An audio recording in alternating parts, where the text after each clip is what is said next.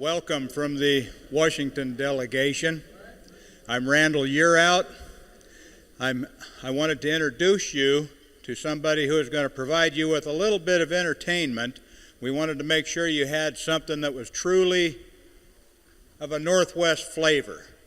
So we imported somebody from Simferopol, Ukraine, to entertain you. Sharon Borodina and her husband Ruslan are missionaries to the Ukraine. Sharon was born here in Spokane and was brought up in Priest River, Idaho. So she really is a Northwest flavor, and she's going to come and share with you some music and bring a public service announcement. Come on up, Sharon. A public service announcement from a gal back in New York in the harbor over there. Okay. Sharon.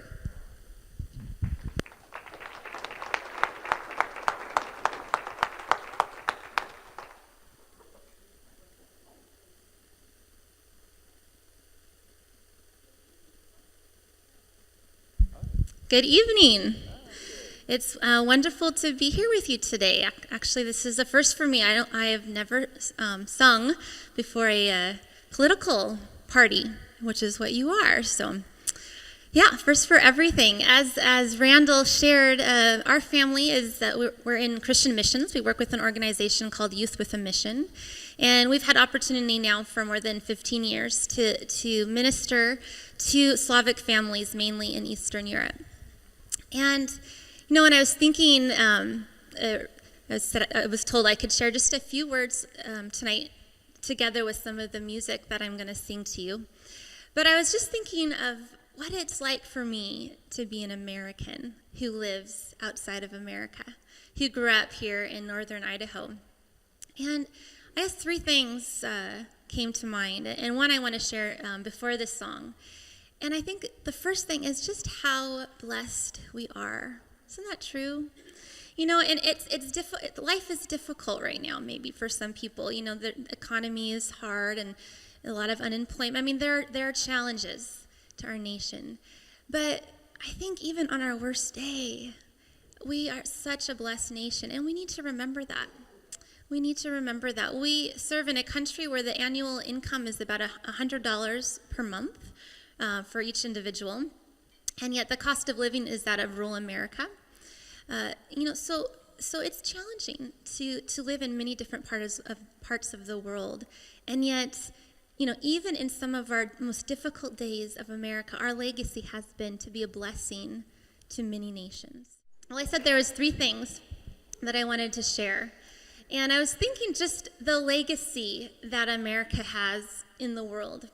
And we live about an hour from the Black Sea, and anybody here who loves history has probably heard of the Yalta conferences. And Yalta is a town that's about an hour and 15 minutes drive from where we live in Simferopol. And much history of America there and America's parts in throughout World War II.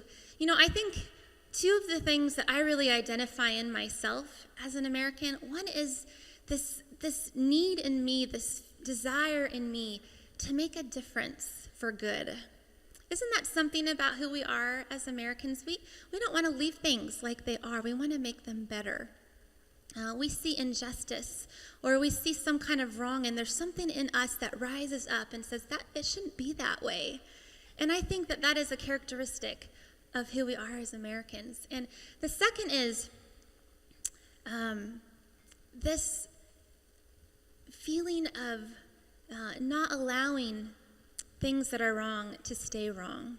I heard somebody say not long ago that one of the worst tragedies of society is when good men do nothing when they see evil.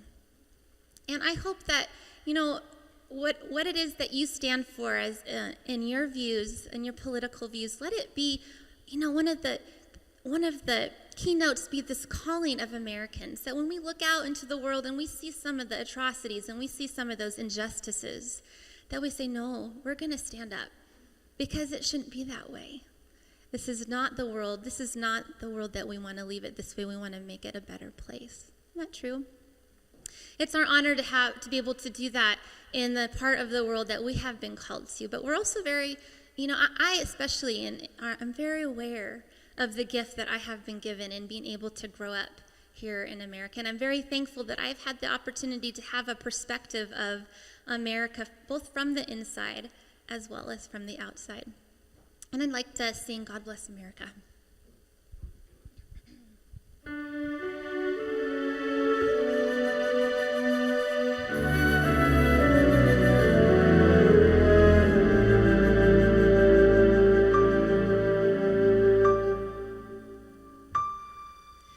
God bless America, land that I love.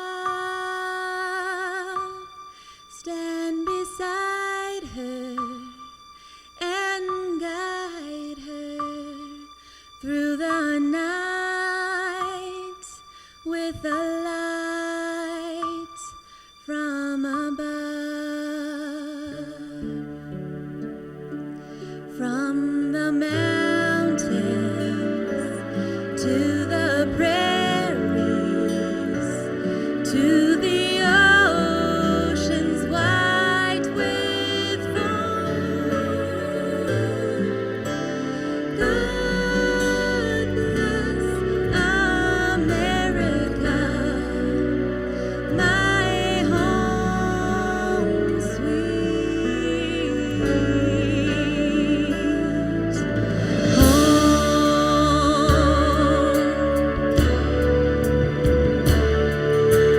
God bless America, land that I love. Stand beside her and guide her through the night with the light from above. From the mountains to the prairies, to the oceans white with foam. God bless America, my home sweet home.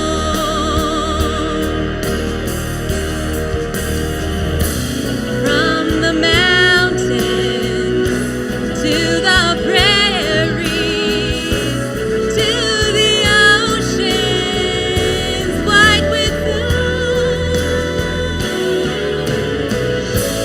God bless America, my home sweet home.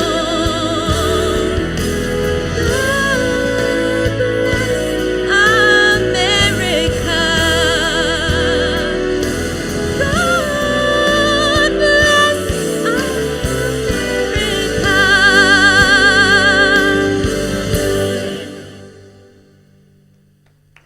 God bless America, my home sweet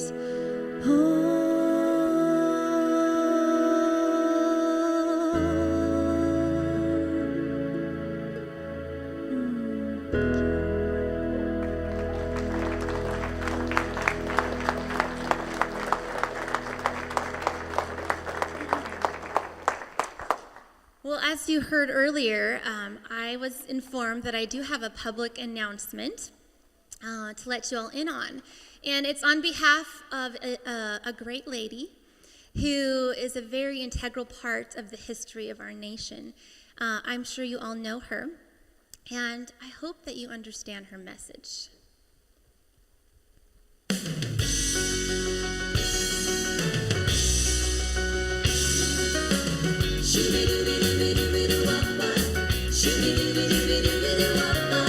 One fine day, you'll look at me, and you will know our love was meant to be.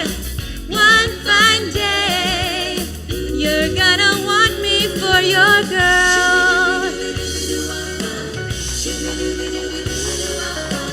The arms I long for will open wide, and you'll be proud to have me by your side. One fine day, you're gonna want me for your girl.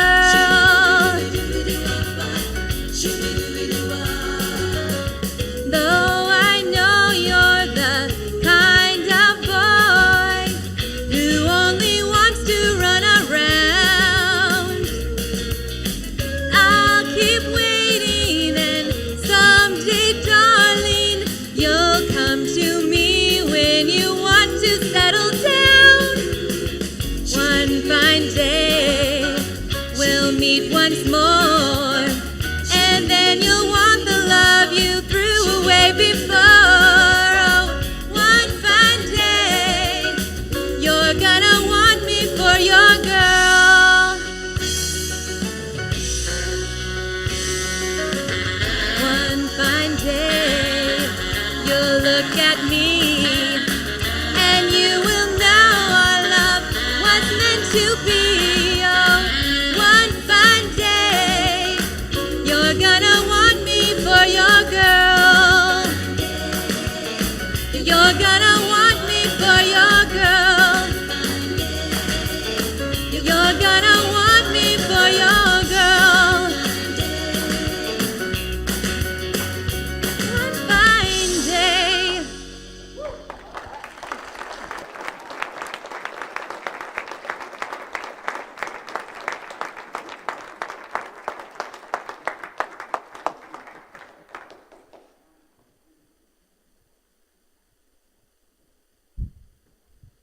Well, thank you. That's a wonderful introduction here. Is this on? Yeah. Up close, okay. Up close and personal here. Now, you sort of have to pause for a little bit to just let all that mood sink in and work through it a little bit. But we're going to transition to Virgil Goode, who's going to bring the keynote speech for this evening. Most of you, I suspect, have heard him before, know who he is. I'm not going to go into a long introduction, but Virgil served for 12 years in the U.S. House of Representatives. Before that, he served in Virginia, the state legislature. I forget what it's called in Virginia. What is? But anyway, Virgil is, he's been a true patriot. He's been a reliable vote and voice for the unborn, for liberty generally, for opposing illegal immigration, and as well as other immigration that has threatened our culture. He's been with the Constitution Party for several years now, and you may have seen that he's traveling around the country. He's talking to different groups. He made a bit of a circuit on his way here.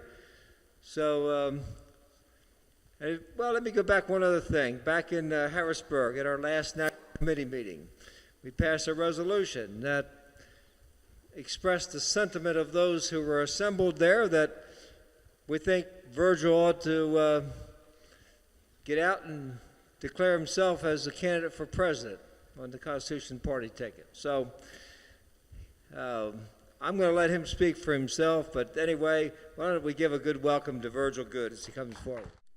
It is an honor to be with you this evening, and I appreciate the opportunity to say a few words. I will say this, though. I hate to be sandwiched in between such a beautiful singer with a great voice. When you got a Southside twang to compare to that, it's not too good. And then you're going to be followed by an auctioneer that is, who's going to be the auctioneer tonight? Randy? I'll tell you one thing, you got two good slices of bread. I don't know about the peanut butter in the middle. But anyway, it is an honor to be with you this evening, and I was pleased to be able to sit at the table with Howard Phillips, really the master and founder of the, certainly the founding principles of the Constitution Party. He has stood for the taxpayer and the Constitution over time and carried the banner in 3 past presidential elections and has good name recognition.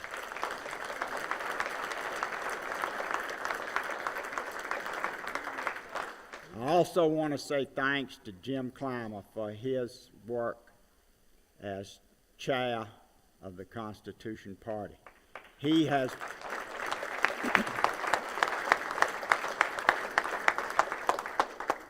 poured a lot of his own resources into this endeavor, and that is very rare.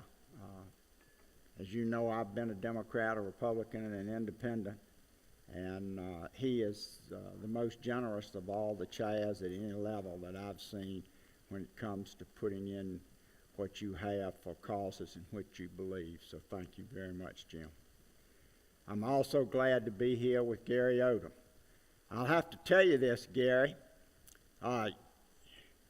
When you started rattling off about John Schmitz back in 1972 and Tom Anderson and Lester Maddox in 1976, I kind of wondered if you were really telling the truth, because you sure don't look that old. I also believe that all of us owe tremendous gratitude and thanks to Darrell and Joan Castle.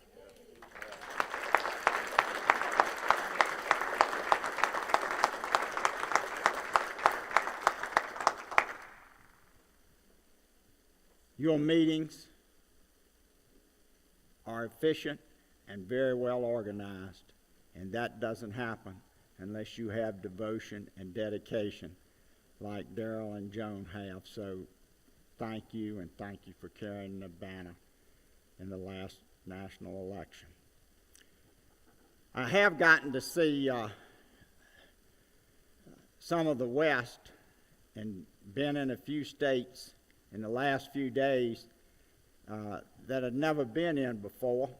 I was talking to Lucy about my wife, talking to Lucy about where I'd been. And we've got a little thing called a Skyline Drive there in Franklin County. We think when we're up that Smart View, 1,800 feet high, that we're in the mountains.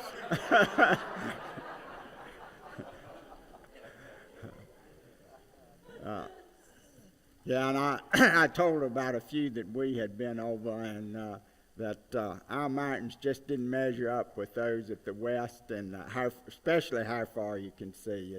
We have great. My brother-in-law's with me, and we have very much enjoyed visiting Wyoming, Colorado, Utah, Montana, Idaho, and we've got a couple of more stops on the way back. So that has been a real pleasure, and I want to say thanks to some persons that have devoted their time and energy to our visits. Doug Campbell in Colorado, thank you very much. You took a lot of time and a lot of energy to work out the schedule for us there, and we appreciate it. And I want to thank Frank and Cheryl that are sitting back there with my brother-in-law. He is, I can't believe how much ground he can cover. And he gets up mighty early. In fact, he got up so early Saturday morning he had to come on. Yesterday he got up so early that he left us in Hardin, Montana, because we were slow to get out of bed. I blamed it on the clock not being right in the room, and it wasn't, Frank. I found out when I talked to Lucy that it was 45 minutes off, and I didn't get my call in on time. I also urge you, if you have an extra $1 or $2, to make a campaign donation to Cynthia Davis. She is taking one big step.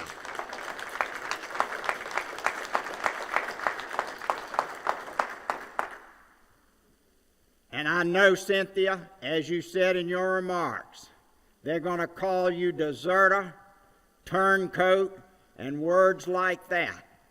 But when you win in November 2012, they'll all come back and say, Cynthia, I'm still your buddy.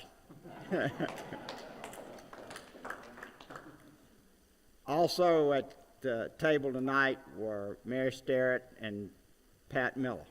They have, as we well know, have carried our banner. And Pat almost pulled Tom Tancredo to victory in Colorado last year in the governor's race. And we appreciate that and appreciate your being here with Lynn. I'm not going to talk a long time because I've got a thing or two I'm going to bid on, Randy. But I do want to mention a few issues and some things that I think we need to focus on as we go forward to next year. Before doing that, I know some of you got a letter from Mr. Fitz which said that I was a socialist and a rhino and a Democrat. Well, I want to tell you I was. I first got elected as independent. I then joined the Democratic caucus in Richmond and ran as a Democrat in the General Assembly. But you've got to understand, in the General Assembly of Virginia, and Howard can testify to this, the Democrats were the conservative party. They were over here with Harry Byrd. The liberals were over there with Linwood Holton and all the Republicans. And I know those names may not mean much in the West, but the Democrats were the conservative party. They were the ones for balanced budgets and opposing Northern Virginia and the liberal Democrats. But and I called Mr. Fitz and asked him about the letter, and I just want to go over, and Lisa, I know you mentioned that you got the letter. The first thing he says was, I voted yes on Roe v. Wade. I don't think that's true, because the Virginia Society of Human Life, when I was a Democrat, gave me and Chuck Colgan, another Democratic senator, awards for having the best pro-life voting record in the Virginia General Assembly. And I'm going to send these to Mr. Fitz. At the federal level, I've got the endorsement from the National Right to Life, where they've endorsed me and commended me on my voting record. Now, I can't remember it for all of 12 years, but I know the last 7 or 8 years, I think I had 100% with them.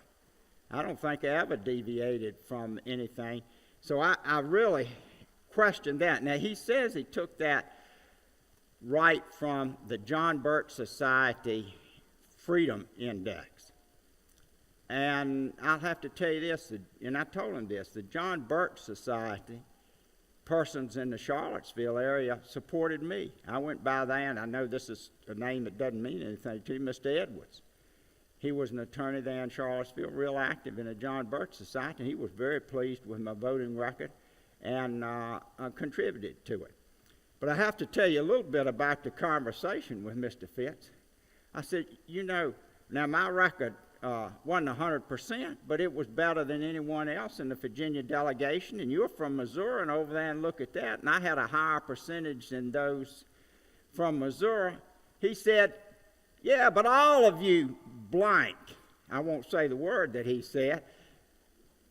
He said, you're not Ron Paul. And I said, well, you're right. I was in the Liberty Caucus, but my record on the Freedom Index, looking at all the bills, it won't equal Ron Paul. Ron had 100%. I think mine is in around 70. But that is a lot overwhelmingly better than most of them in Congress. But it's there are a number of errors in the voting record. I couldn't stand here and say otherwise. But I do want to clear up another misconception in the statement. It says, I voted no on impeachment of Clinton. Not true. We had, I guess this is what he meant, we had 4 votes on the impeachment. The last vote was kind of a composite of the first 3. The first 3 were the ones that really had the meat and potatoes in them. The 4th one was kind of being, you've been a bad guy, so you ought to be impeached. And I think any impeachment should be specific in exactly what the violation of the law was. We had count 1, that was 1 vote. I voted to impeach Clinton.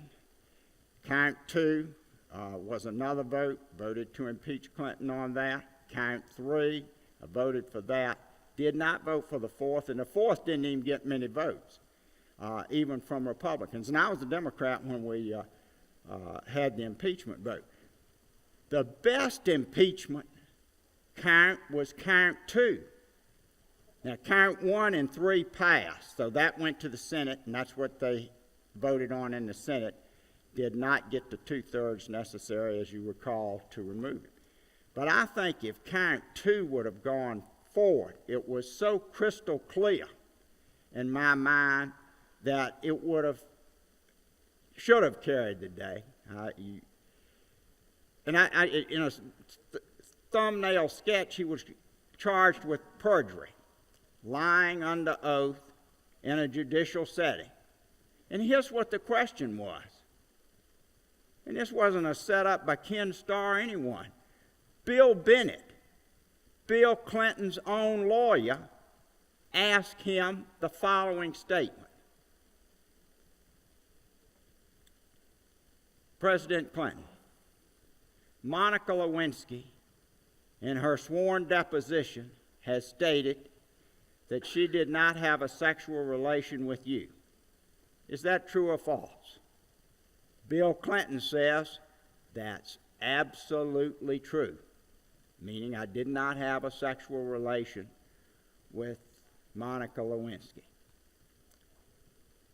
Now, if that's not perjury, I don't know what is.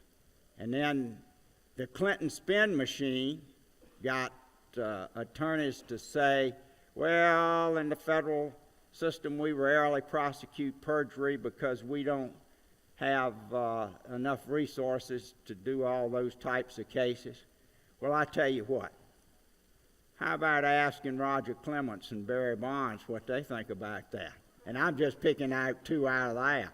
There are a lot of persons prosecuted federally for perjury all the time.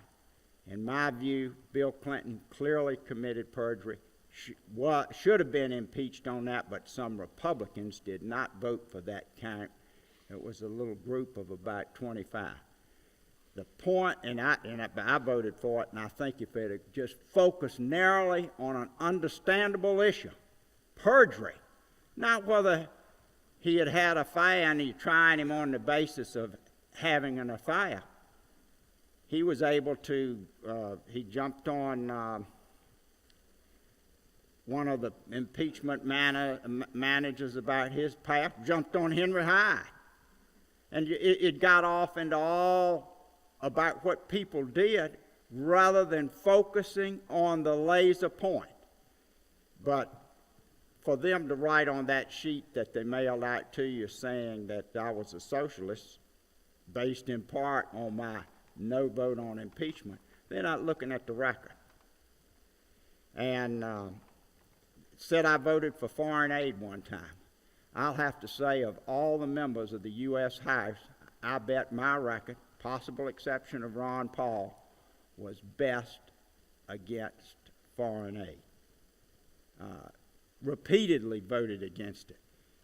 And some of the other things, he only tells the one vote. One time I did vote for NEA funding when early in Congress, when a lot of arts councils in my district, they were getting something out of it. All of them bombarded the office, said, please vote for it, and I did. But it doesn't say all the other times that I voted against it. To summarize, I and I doubt very few others, well, we can even take like earmarks. Ron Paul votes for earmarks. His theory is, and I voted for some earmarks. His theory is, if we should be, they're going to spend the money anyway, so it's all right if Congress does the earmark. And he got earmarks for his district. Nearly everyone up there did. And I'm glad to see the change in philosophy. And my position was always, let's eliminate them all together at the same time, and let's all walk down the aisle together and cut them all out. And for our country to get back on the right course, we've got to reduce spending and balance the budget. I won't go into a list tonight on what all, we have got to cut a lot of things, and it will make a lot of persons mad. And one thing that will distinguish the Constitution Party from the Republican Party and the Democratic Party, I think most in the Constitution Party would have the courage to say, yes, we will go along with cuts, even if they are painful, which they are going to be. Education Department, $120 billion, got to slash it big time. Really, probably have to cut it out altogether. You get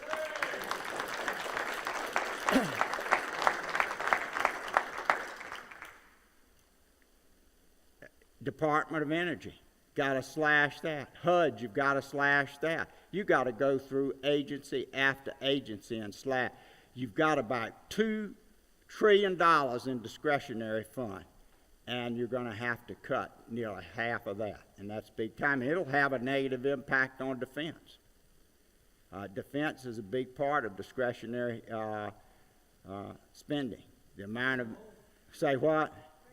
Right. They don't have any choice. Another area which I think we can be distinguished, and I'm wearing this pin tonight. The Constitution Party, the only political party who wants to control our borders. You're going to see the Republican Party run, in most instances, in the House and the Senate, from stopping illegal immigration and reducing legal immigration.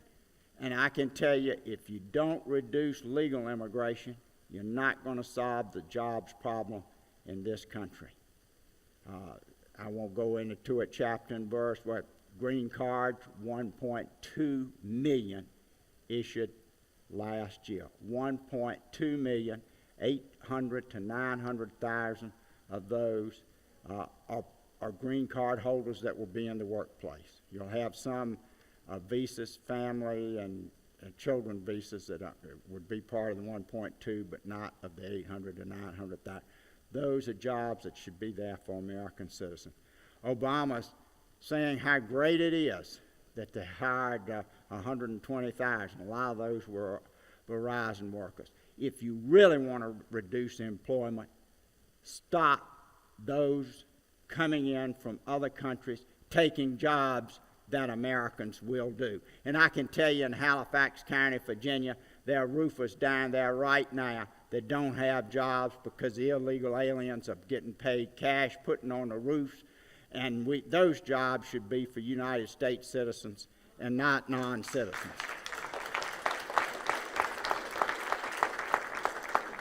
And the Republican Party, and you know the Democratic Party, they are not going to go there. Last thing I'm going to mention is another area. And we were talking with Pat about this. If we adopt in this country a policy that we've already adopted it to some degree, that homosexuals can serve openly in the military, that is but the first step. No one's talking about, and you haven't had any of the Republican candidates talk about this. Obama won't talk. Oh, yeah, he'll say he's for the other way. He was basically saying that when he was before the Human Rights Council the other evening giving his talk. The cost to the Department of Defense when you have to start paying BAQ, survivor benefits to the homosexual partners is going to be big. That will put a further dent in the defense budget. And the Social Security funds, when you go down that road, are going to be enormous if you have to pay the stepped-up rate for the surviving homosexual partner. Now, I think the Defense of Marriage Act stops that now. But the pressure is going to be for a judge to declare that unconstitutional. And I wonder how many in the U.S. House of Representatives would be willing to say to that judge, you have far exceeded your boundary. This is not a judicial prerogative. And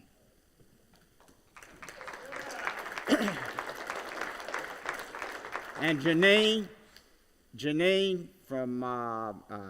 Hansen from Nevada, Phyllis Schlafly would agree with this on us. She would agree with us more than she will most of the Republicans in the U.S. House on it, won't she? Absolutely. All right, 2012 is coming, and there are those that say, don't cast your lot with the Constitution Party. Stay with the Republican Party, and we'll get rid of Obama. Well, let me tell you, if you're going to, I don't want mush light. I want the real thing. We are pro-marriage, pro-securing our borders, and cutting the budget so it's balanced without the need for a constitutional amendment. Just do it now. Get in the room with the House members and the Senate members and cut. Don't be afraid of the electorate. If you do the right thing in the long term, they will elect you. I think we're on the side of right in these instances, and come 2012, you're going to see some new faces in the House, in the Senate, in the lieutenant governorship for the state of Missouri, and in state legislators in Illinois. And I said this in Harrisburg, a breeze is blowing across the land. And I'll never forget what a supervisor told the Speaker of the Virginia General Assembly one time. He said, there's a political whirlwind blowing down there in Henry County, and if you don't want to be sucked in it and sucked out of office, get on a train and do the right thing. We're going to do the right thing, and the train of the American public, I think, could well be with us in 2012.